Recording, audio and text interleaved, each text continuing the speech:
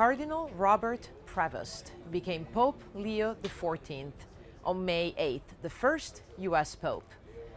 He has left few public remarks on the hot-button issues of the Church, but we have some indications of where his papacy might go from his choice of name and a few other points in his record, as well as his first appearance at St. Peter's Basilica on May 8th after cardinals chose him to lead the Catholic Church. First, the name.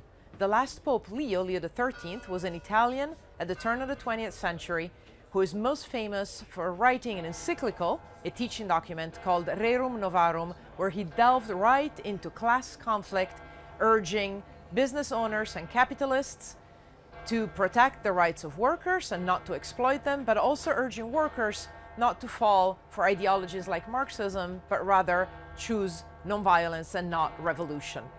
A second important point about Cardinal Prevost, now Pope Leo XIV, is his ministry in Peru, where he spent decades. He was very beloved there for literally rolling up his sleeves and going out to help the most marginalized. For example, when there were severe flooding, he literally waded through the mud to help people. Here in Rome, Pope Francis had elevated him to one of the most important jobs in the Vatican. He was the head of the Office of Bishops. And just before he was elevated to that position, Pope Francis had made the first 3 women with a decision-making role in that very office. This was considered a move to give women a voice in a traditionally male hierarchy of the Catholic Church. Couple more things that we can guess from his very first blessing, the Urbi et Orbi blessing that Pope Leo XIV delivered on his first appearance at St. Peter's Basilica.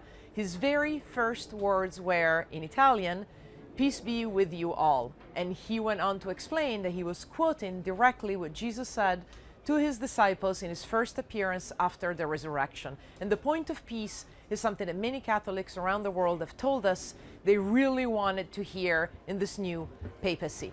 One last point. When he was named a bishop, he chose a motto. All Catholic bishops do that. And his was, in Latin, In illo uno unum. That's a motto from St. Augustine that basically means we're one in the one Christ. Again, striking a note of unity, of moderation, of peace as he begins his new papacy.